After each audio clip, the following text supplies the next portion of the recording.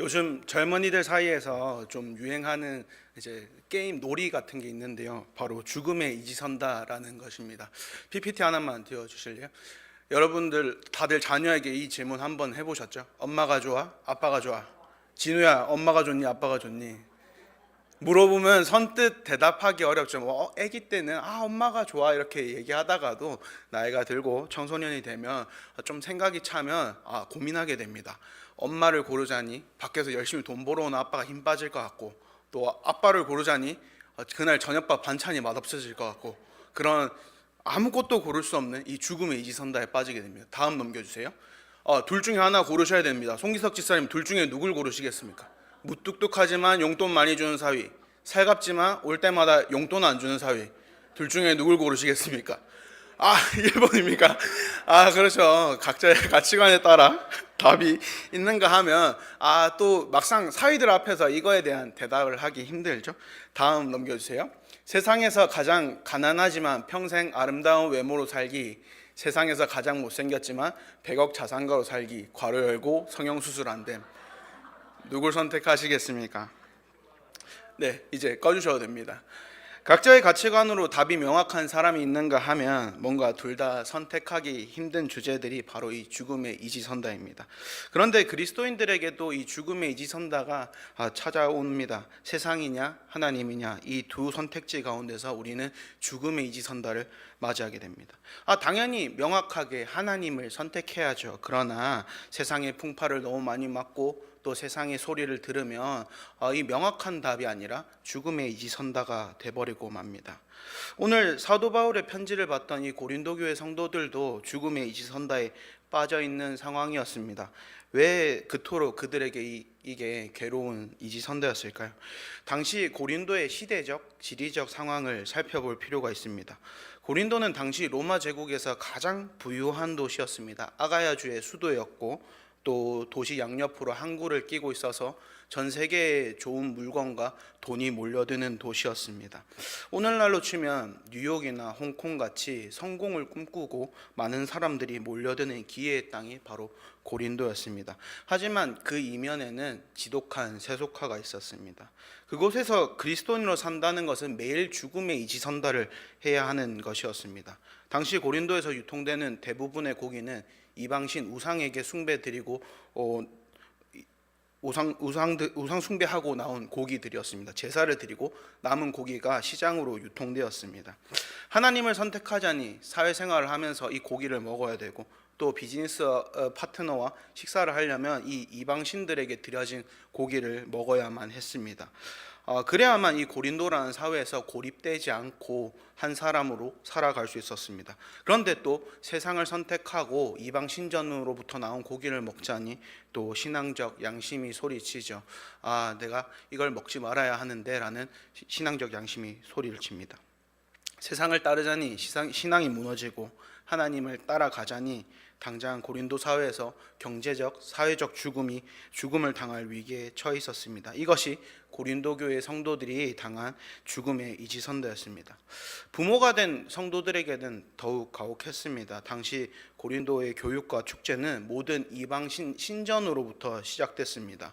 자녀를 주류 사회의 일원으로 키우기 위해서는 신전 축제에 보내야만 했고 우상 숭배 문화에 노출시켜야만 했습니다.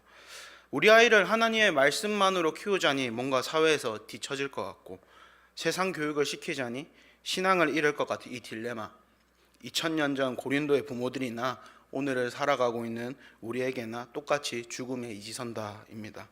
사도 바울은 이런 진퇴양난의 위기에 빠진 고린도 성도들에게 오늘 본문을 통해서 단호한 해답을 제시합니다. 이것은 이지선다로 만들 일이 아니다. 우상 숭배하지 마라. 오직 하나님만이 살 길이다 라고 말하고 있는 것입니다. 오늘 말씀을 통해서 우리가 어떻게 하면 이 우상 숭배로부터 자유로울 수 있는지, 어떻게 하면 이 죽음의 이지선다를 돌파할 수 있는지 같이 나눠보길 원합니다. 오늘 말씀 첫 번째로 우상 숭배는 멸망을 불러옵니다. 오늘 사도 바울은 10장에서 이스라엘 백성들이 하나님 앞에서 우상 숭배하고 멸망당한 일들을 나열하고 있습니다. 7절에서는 출애굽기 32장에 있었던 일들을 말합니다. 모세가 시내산에 올라가서 하나님을 만나러 올라가서 더디 내려오자 백성들이 아론을 재촉해서 금송아지를 만들고 그 앞에서 먹고 마시며 일어나서 뛰놀았던 사건입니다. 8절에는 민수기 25장에 있었던 일들을 말합니다. 이스라엘 자손들이 모함 여자들과 음행하고 우상숭배했던 사건입니다. 이 선택의 결과로 하루에 2만 3천 명이 죽음을 당했습니다. 9절에서는 민수기 21장에 있었던 일들을 말합니다. 백성들이 광야 길에서 고단함을 참지 못하고 하나님과 모세에게 어찌하여 우리를 애굽 땅에서 인도해내서 이 광야에서 죽게 하느냐라고 하나님과 모세에게 이제 대적했던 사건입니다. 10절에서는 민수기 14장에 있었던 일들을 말합니다. 주어진 환경과 은사에 감사하지 못하고 투덜거리는 이들이 멸망시키는 자들 손에 죽임을 당한 사건입니다. 바울이 나열한 이 네 가지의 사건들은 각기 다른 죄처럼 보이지만 뿌리는 하나입니다. 우상숭배라는 죄이죠. 바울은 고린도 성도들에게 우상숭배의 대표적인 유형들을 나열하지만 우상숭배는 특별히 대단한 걸 해야 우상숭배가 아닙니다. 저기 불국사 가서 불성 앞에 절해야지만 우상숭배가 아닙니다. 무당을 찾아가서 점을 보고 구슬해야지만 우상숭배가 아닙니다. 그렇다면 뭐가 우상숭배일까요? 제가 오늘 이 자리에서 우상숭배에 대한 정의를 내리겠습니다. 우상숭배는 이것 없으면 안 될 것 같은 것들이 우상숭배입니다. 이스라엘 백성들 눈에는 보이는 신이 없으면 안 될 것 같은 마음으로 금송아지를 만들었습니다. 이스라엘 백성들은 세상의 문화가 없으면 안 될 것 같은 마음으로 음행을 저질렀습니다. 그리고 이스라엘 백성들은 내 기준으로 안 되면 안 될 것 같은 마음으로 하나님을 시험했습니다. 또 이스라엘 백성들은 내 안락함 없이 안 될 것 같은 마음으로 하나님을 원망했습니다. 사랑하는 성도 여러분, 우리는 이스라엘과 얼마나 다릅니까? 너무 비슷하지 않습니까? 하나님만 의지하자니 돈이 없으면 안 될 것 같고, 하나님을 예배하자니 여가 활동이 없으면 안 될 것 같고, 하나님께 감사하자니 주어진 것이 너무나도 작고, 자녀들에게 신앙교육을 하자니 자녀들이 세상 가운데서 뒤처질 것 같고, 이거 없으면 안 될 것 같은 그 마음으로 우상숭배는 출발합니다. 우리는 흔히 이것이 선택의 문제라고 생각하지만 사실 이것은 신뢰의 문제입니다. 이스라엘 백성들이 광야에서 금송아지를 만들고 음행하고 하나님을 시험하고 원망했던 그 모든 순간의 기저에는 하나님만으로는 부족하다라는 뿌리 깊은 불신이 자리 잡고 있었기 때문입니다. 우상숭배는 대단한 종교적 배교로부터 출발하는 것이 아닙니다. 내 삶의 결핍을 하나님이 아닌 다른 것으로 채우려는 조급함과 탐심이 이 우상숭배로 몰아넣습니다. 고린도 성도들이 마주했던 우상숭배 문제도 마찬가지였습니다. 사회적으로 고립되지 않으려는 욕구, 비즈니스에서 성공해야 된다는 압박감, 이런 것들이 하나님을 향한 온전한 신뢰를 가로막았던 것입니다. 사랑하는 성도 여러분, 여러분들은 우상숭배로부터 자유하십니까? 사실 죽음의 이지선다는 신앙생활을 하면서 존재할 수 없는 것입니다. 하나님을 믿는 사람들은 죽음의 이지선다가 아니라 오직 하나님이라는 단답밖에 남지 않습니다. 그런데 사탄은 계속해서 우리에게 다른 선택지가 있는 것처럼 속삭입니다. 다른 선택지가 있는 것처럼 말합니다. 하나님 섬기면서 너 하고 싶은 거 해도 돼. 하나님 섬기면서 너가 원하는 거 가져도 돼. 이렇게 속입니다. 그리고 우리는 자주 그 속삭임에 넘어가서 하나님 말고 다른 것도 선택할 수 있다고 믿습니다. 여러분들의 우상은 무엇입니까? 제가 여러분들이 각자 가지고 있는 우상이 무엇인지 모르지만 사도 바울은 골로새서 3장 5절을 통해서 우리에게 분명하게 경고하고 있습니다. 그러므로 땅에 있는 지체를 죽이라. 곧 음란과 부정과 사욕과 악한 정욕과 탐심이니 탐심은 우상 숭배니라. 그것 없으면 안 될 것 같은 것, 내 마음속에 하나님보다 더 크게 자리 잡고 있는 것, 그거 없으면 무너질 것 같다고 믿는 그 모든 탐심이 곧 우리를 멸망으로 인도하는 우상입니다. 특히 여기 앉아 계신 대부분의 성도님들은 자녀가 있으신 줄로 압니다. 여러분들의 자녀, 여러분들의 손자, 손녀가 여러분들의 우상이 아닌지 한번 정직하게 돌아보시길 바랍니다. 자녀를 사랑하는 게 뭐가 잘못이냐고 반문하실 수도 있습니다. 그리고 전도사님은 자녀도 없잖아요 라고 이렇게 반문하실 수도 있어요. 그러나 하나님을 신뢰하는 것보다 내 자녀의 미래를 더 걱정하고 하나님 말씀보다 세상의 기준에 내 자녀를 맞추려고 전전긍긍하고 있다면 우리 마음속에는 이미 자녀라는 금송아지가 세워져 있는 것입니다. 사무엘상에 나오는 엘리 제사장을 보십시오. 그의 아들들인 홈니와 비나스는 하나님께 예배를 똑바로 드리지 않았습니다. 하나님을 우습게 여기고 성수에서 악행을 일삼았는데도 엘리는 그것을 크게 문제라고 생각하지 않았습니다. 걱정하지도 않았습니다. 물론 걱정하고 문제라고 생각했을지도 몰라도 하나님보다 아들들을 더 무서워하고 더 소중히 여겼습니다. 하나님께서 그런 엘리에게 사무엘상 2장 29절에 이렇게 말합니다. 너희는 어찌하여 내가 내 처소에서 명령한 내 제물과 예물을 밟으며 내 아들들을 나보다 더 중히 여겨 내 백성 이스라엘이 드리는 가장 좋은 것들로 너희를 살찌게 하느냐.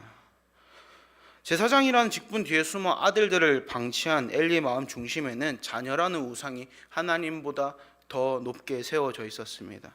엘리와 그 아들들의 결말을 잘 알지 않습니까? 아들들은 비참한 죽음을 당했고 엘리는 목이 부러져 죽었습니다.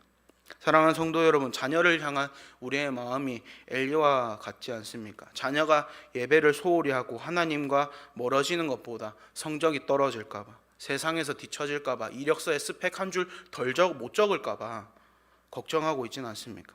다 잘 되라고 하는 소리야. 자리 잡고 예수님 잘 믿으면 되지, 자리 잡고 하나님 잘 섬기면 되지, 이런 말로 안주하고 있지는 않습니까? 자녀가 아니어도 그렇습니다. 돈도 우상일 수도 있고 명예가 우상일 수도 있습니다. 도대체 하나님을 두고 곁눈질하는 이유가 무엇입니까? 그것은 바로 우리가 하나님 한 분만으로 충분하다는 고백을 잃어버렸기 때문입니다. 내 욕망과 불안이 만들어낸 우상을 끝까지 붙들고 광야에서 죽을 것인가? 아니면 그 우상을 깨트리고 영원한 생명이 있는 가나안 땅으로 들어갈 것인가? 이 결단은 미룰 수 있는 것이 아닙니다. 우상의 제물 앞에서 갈등하던 고린도 성도들처럼 우리도 매일 일상 속에서 이 엄중한 선택 앞에서 똑바른 선택을 할 수 있어야 됩니다. 이스라엘 백성들이 특별히 나쁜 사람들이어서, 특별히 글러먹은 민족이어서 그렇게 멸망한 것이 아닙니다.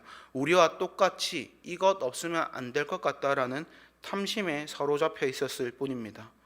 우상 숭배의 끝은 멸망입니다. 요한계시록 3장 17절에서는 이렇게 말합니다. 제가 잘못 기입했나 보네요.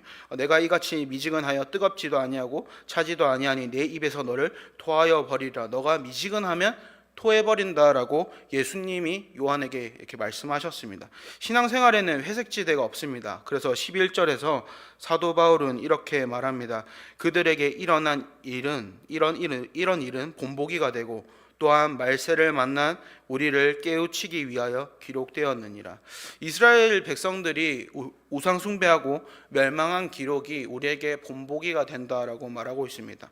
우리는 이 성경을 읽으면서 경각심을 가져야 합니다. 그냥 재밌는 이야기, 우상 숭배가 그냥 하고 멸망한 이야기, 이렇게 재밌는 이야기로 받아들일 게 아니라 섬찟해야 정상입니다.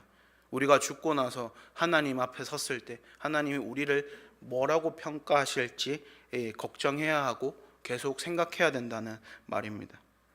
우상 숭배를 버리고 하나님만 경외함으로 멸망이 아니라 축복을 받으시는 우리 모든 성도님들 되시길 축복합니다. 그리고 오늘 말씀 두 번째로, 나는 아닐 것이라 장담할 수 없습니다. 여기까지 말씀을 들으시는 분들 중에서 비웃고 계신 분이 계실지 모르겠습니다. 난 아닌데, 난 우상 숭배 안 하는데, 내 자녀들 신앙생활 잘하고 있고 나는 꽤 괜찮은 성도인 것 같은데, 이렇게 생각하는 분이 계실지 모르겠습니다. 그런데 12절에서 바울은 이렇게 말합니다. 선줄로 생각하는 자는 넘어질까 조심하라. 내가 잘하고 있다 해서 이렇게 내가 잘하고 있다라고 생각하는 사람도 넘어질까 조심하라라는 것입니다. 잠언 16장 18절에서 이렇게 말합니다. 교만은 패망의 선봉이요 거만한 마음은 넘어짐의 앞잡이이니라. 하나님 앞에서 떳떳한 건 나쁜 게 아닙니다. 물론 신앙생활을 하면서 내가 잘해왔다, 잘하고 있다라는 프라이드를 가질 필요는 있습니다. 그러나 그 떳떳함, 그 프라이드가 교만이 돼버리면 사탄은 그 교만을 이용해서 여러분들의 눈을 가립니다. 그렇게 사탄은 우리에게 영적인 안전지대가 있는 것처럼 속입니다. 너 어릴 때부터 충분히 잘해온 모태신앙이잖아요. 너 중직이잖아. 너 권사고, 너 장로잖아. 너 잘하고 있어. 봉사도 많이 하잖아. 너 정도면 충분히 잘하고 있어 라는 달콤한 말로 우리의 경계심을 무너뜨립니다.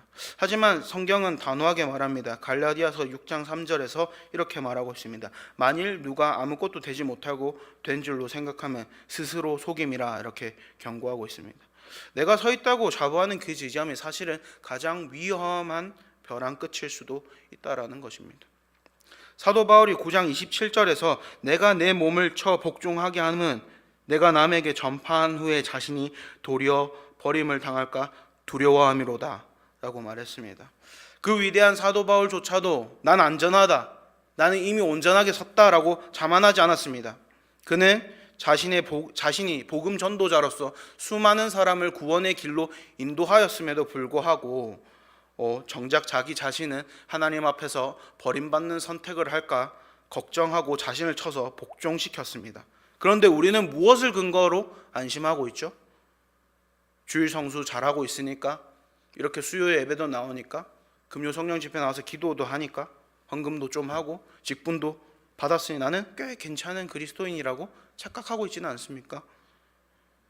바울이 이스라엘 백성들이 광야에서 실패한 일들을 굳이 꺼내서 고린도 성도들에게 말한 이유가 여기 있습니다. 이스라엘 백성들은 우리보다 더 놀라운 기적을 본 사람들이었습니다. 우리보다 더 놀라운 기적 체험을 한 사람들이었습니다. 기적이 일상인 사람들이었습니다.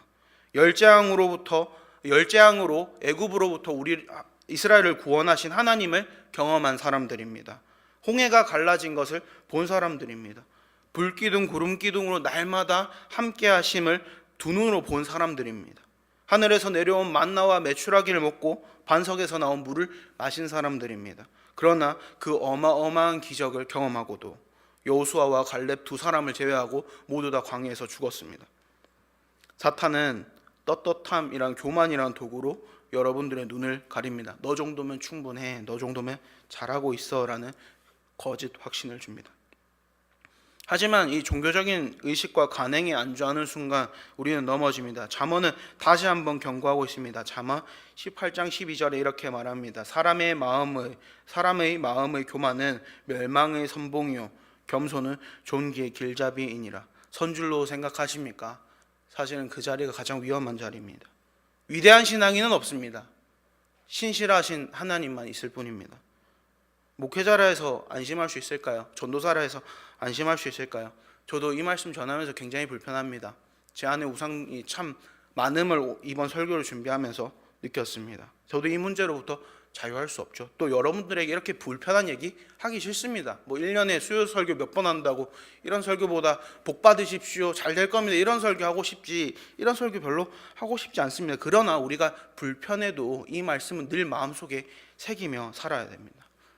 저는 아침에 늘 일어나면 하는 기도가 있습니다. 하나님, 오늘 살아갈 일용할 은혜를 허락하여 주옵소서. 하나님의 사랑이 나를 붙들지 않으면 저는 우상 숭배할 수밖에 없는 사람이 돼버립니다. 예수님의 구원의 은혜가 나를 붙들지 않으면 저는 오늘도 넘어질 수밖에 없습니다. 주님, 제 손을 잡아주십시오라고 기도합니다. 사랑하는 성도 여러분, 겸손하셔야 됩니다.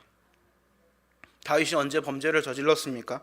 들판에서 쥐뿔도 없이 양칠 때 범죄한 게 아닙니다. 광야에서 사울의 군대에게 쫓겨서 꽁지 빠지게 도망갈 때 범죄한 게 아닙니다. 오히려 그는 자신이 위기 속에 있을 때 겸손한 사람이었습니다. 다윗은 왕좌에 앉아서 천하를 호령할 수 있을 때 밧세바를 범하는 죄를 저질렀습니다.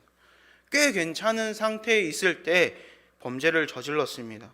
신앙의 연수도 길고 연륜도 있고 다 좋습니다. 그거 나쁘다는 거 아닙니다. 우리가 살면서 신앙생활 잘하고 있다는 이 자랑과 자부심이 있어야 되죠. 그러나 그 자랑과 자부심이 교만이 되고 안일함이 되면 우리는 분명 넘어지게 됩니다. 마라톤 선수들이 풀코스 마라톤을 뛰면 42.19km를 뜁니다.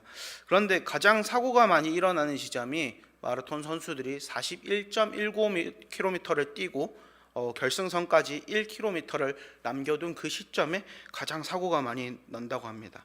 다 왔다고 긴장이 풀리고 아니란 생각으로 뛰면 넘어진다라는 거죠. 그래서 진짜 실력 있는 선수들은 결승선을 넘는 그 순간까지 긴장을 놓지 않고 교만하지 않습니다. 사랑하는 성도 여러분, 다 여러분들 인생의 후반전을 뛰고 계시지 않습니까? 넘어지지 마십시오. 신앙의 긴장 상태를 유지해야 합니다. 사랑하는 성도 여러분, 나는 다를 것이라고 장담하지 마십시오. 나는 다를 것이라고 장담하는 순간, 그때 우리는 사탄에게 기회를 주는 것입니다. 그렇다면 우리는 어떻게 하면 이 우상숭배의 문제를 이겨낼 수 있겠습니까? 오늘 말씀 세 번째로 하나님과 함께라면 이겨낼 수 있습니다. 13절을 다 함께 읽어보겠습니다. 13절 읽겠습니다. 시작. 사람이 감당할 시험 밖에는 하나님은 미쁘사 너희가 감당하지 못할 시험 당함을 허락하지 아니하시고 시험 당할 즈음에 또한 피할 길을 내사 너희도 능히 감당하게 하시느니라. 아멘. 바울은 사람이 감당할 시험 밖에는 너희가 당한 것이 없나니에서 이제 시험을 영어 성경으로 보면 테스트가 아니라 템테이션이라고 번역하고 있습니다. 테스트는 하나님이 주시는 시험이고 템테이션은 사탄이 주는 유혹과 시험입니다. 하나님이 우리가 사탄의 시험을 받을 때, 우상숭배의 유혹을 받을 때 우리를 보호하여 주신다는 말입니다. 사탄은 우리가 감당할 수 없는 무게로 우리를 짓눌러서 우상숭배하게 만듭니다. 신앙을 포기하게 만들려고 합니다. 너 이번에 이거 실패하면 네 인생 끝장이야. 이런 협박을 하면서 우상숭배하게 만듭니다. 그러나 본문은 말합니다. 오직 하나님은 미쁘사, 오직 하나님은 신실하사 너희가 감당하지 못할 시험 당함을 허락하지 아니하시고, 하나님은 신실하기 때문에, 하나님은 미쁘시기 때문에 사탄이 우리를 무너뜨리려고 할 때 그 한계선을 정해두시고 우리를 보호하십니다. 욥이 사탄에게 시험 당할 때 하나님이 사탄에게 생명을 건드리지 말라고 한계를 정해두셨던 것처럼 말입니다. 또한 우리가 마주한 유혹이 아무리 강력해 보여도 하나님이 허락하셨다면 그것은 우리가 하나님의 은혜로 충분히 이겨낼 수 있는 범위 안에 있다는 뜻입니다. 살면서 육신의 정욕, 안목의 정욕, 이생의 자랑, 이런 우상숭배의 유혹이 얼마나 많습니까? 세상은 육신의 필요를 넘어서 과도하게 채울 것을 요구합니다. 세상은 자기에게 복종하면 눈에 보이는 것, 보기 좋은 것들 다 가질 수 있다고 유혹합니다. 그리고 남들에게 떵떵거리며 사는 인생이 잘 사는 것이고 남들에게 부러움을 사는 인생이 잘 사는 인생이라고 속입니다. 이 교묘한 유혹들은 우리를 막다른 코너로 몰아놓고 죽음의 이지선다를 강요합니다. 세상의 방식을 따를 것인가, 아니면 하나님을 선택하고 고립되어 사회적 죽음을 선택할 것인가. 사탄은 마치 우리에게 하나님이 아닌 다른 선택지가 있는 것처럼 끊임없이 속삭입니다. 그런 세상 속에서 우상숭배의 유혹을 이길 길은 오직 하나입니다. 하나님과 동행하는 것입니다. 하나님과 동행하면서 날마다 하나님의 영광을 보십시오. 하나님과 날마다 동행하며 하나님의 크신 사랑을 기억하십시오. 우리가 하나님과 동행할 때 하나님께서 시험 당할 즈음 피할 길을 내십니다. 이 피할 길은 유혹으로부터 도망치는 비겁한 길이 아닙니다. 광야에서 독이 퍼져서 죽어가던 이들이 장대 위에 노뱀을 바라보았을 때 살았던 것처럼 우리가 바라보아야 할 유일한 출구는 예수 그리스도를 의미합니다. 히브리서 12장 2절에서 이렇게 말합니다. 믿음의 주요 또 온전하게 하시는 이인 예수를 바라보자 라고 했습니다. 여러분, 시험이 왔을 때 나는 못 견디겠습니다 라고 포기하지 마십시오. 하나님께서는 우리가 감당하지 못할 시험을 허락하지 않으십니다. 남보다 더 큰 시험이 왔다면 하나님이 나를 더 큰 능력으로 감당하게 하시려는 증거임을 믿으십시오. 하나님은 신실하시기에 우리가 어떠한 유혹 가운데 있을지라도 우리를 건져내실 출구를 마련해 놓고 계십니다. 사랑하는 성도 여러분, 세상이 주는 이지선다, 죽음의 이지선다 앞에서 고민하지 마십시오. 우리는 오직 하나님이라는 단답밖에 남지 않습니다. 사탄의 유혹은 화려해 보이지만, 사탄이 주는 것이 화려해 보이지만 그 끝은 멸망입니다. 그러나 하나님이 허락하신 시련은 견디고 나면 분명히 우리에게 축복이라는 열매를 맺게 합니다. 이제 고난을 면제해달라는 기도를 멈추고 주님, 이 시험을 이겨낼 수 있는, 이 우상 숭배의 시험을 이겨낼 수 있는 힘을 달라고, 주님, 이 예비하신 출구를 보게 하옵소서라고 기도해야 합니다. 광야에서 쓰러졌던 이스라엘 백성들의 그 본보기를 가슴에 새기고 오직 하나님만을 신뢰함으로 약속의 땅 가나안에 당당히 입성하는 승리자 되시기를 주님의 이름으로 축복합니다. 우리 잠깐